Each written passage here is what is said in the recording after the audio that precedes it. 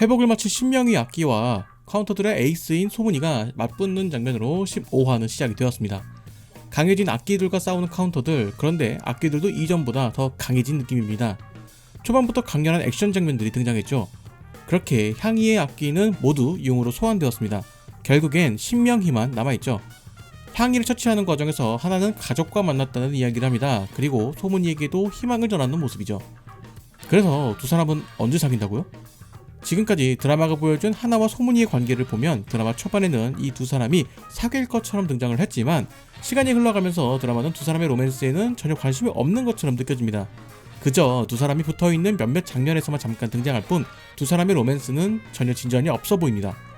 이렇게 할 거면 로맨스를 넣지 말던가, 넣었으면 시간 끌기가 필요한 장면에서 심파적인 장면 넣지 말고 두 사람의 로맨스가 느껴지는 장면들이나 조금 넣었으면 하는 바람이 있었습니다. 작가가 교체된 이후에 드라마의 장르가 바뀌는 듯한 모습도 그리 마음에 들지 않았는데, 드라마의 후반부가 보여주는 모습은 어떻게든 감독이 원하는 결말이 원하는 타이밍에 나올 수 있도록 억지로 만들어내는 그런 느낌입니다. 그리고 그를 위해서 특별 출연까지 등장한 것이 아닌가 하는 생각이 듭니다. 바로 손호준님이 등장했죠. 그는 싱가포르에 있던 카운터로 추 여사를 치유하기 위해서 최작물이 데려온 카운터였습니다. 비교적 젊은 카운터지만 추 여사를 치료하는데 코피가 나는 것으로 보아 오정구도 추 여사도 많이 아파 보이네요. 오정구의 이야기로도 추 여사의 상태는 많이 안 좋은 것으로 보입니다. 아마 드라마의 마지막에 추 여사님이 떠나는 것이 아닐까 하는 생각마저 드는데요. 그래서 결국은 추 여사를 대신해 오정구가 현장에 나서기로 합니다. 그리고 신명희에 있던 악기는 신여구에게 옮겨간 것으로 보이죠. 이전에 치유 능력을 먼저 없애야 한다고 했는데 4단계 악기도 그것을 노린 것 같습니다. 그런데 이 과정이 조금 허술한 것 같다는 생각이 들지 않으신가요? 카운터들이 신여구를 데리고 오는 과정에서 그의 기억을 안 읽었다는 것도 이상한데, 악기가 그렇게 가까이 있는데도 모른다는 것도 좀 이상하고요. 4단계 악기를 찾는 분들이 그것조차 확인하지 않았다는 것도 이상하고, 결국 추여사를 죽이기 위한 플랜일까? 라는 생각마저 들었습니다. 하다못해 4단계 악기는 신여구에게 옮겨갔을 때 추여사와 마주하게 된다는 것을 예상하고 있던 것일까요?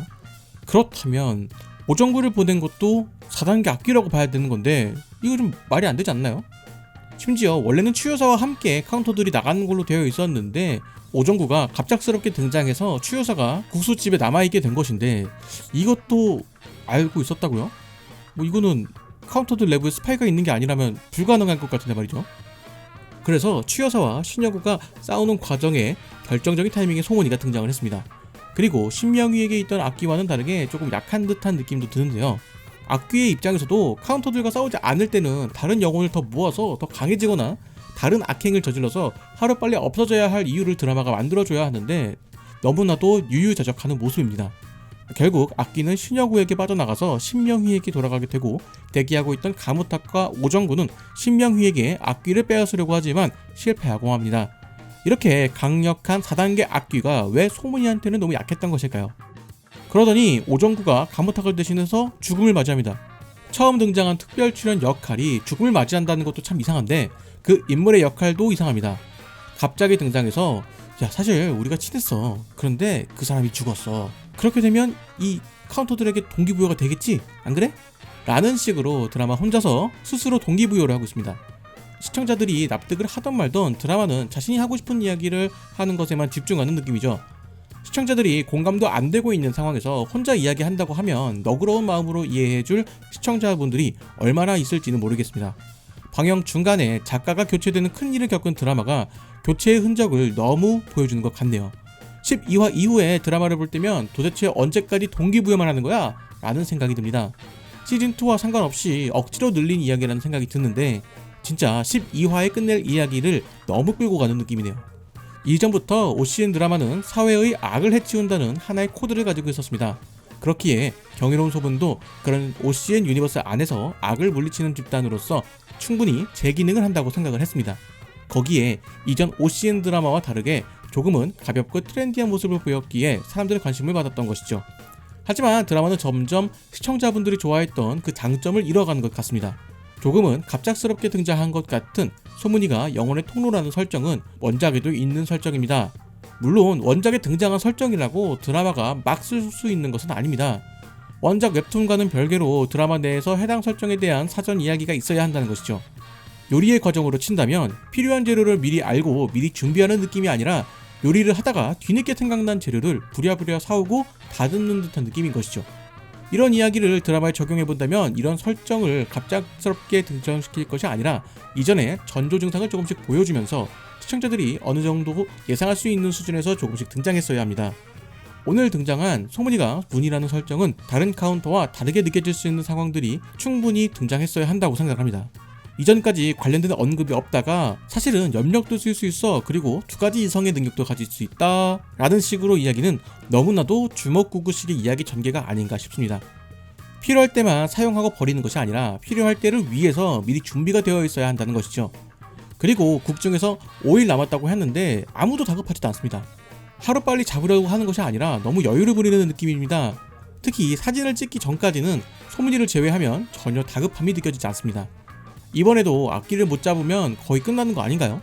비장함과 다급함이 있어야 할 때에 급할수록 돌아가라를 실천하는 모습이죠.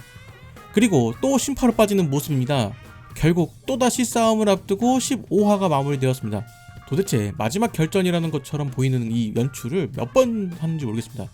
이렇게 된다면 15화, 16화 똑같지 않나요? 이전 회차에서 싸우기 직전에 마무리했다가 다음 화 초반에 싸우고 이야기 시작. 너무 단조로운데?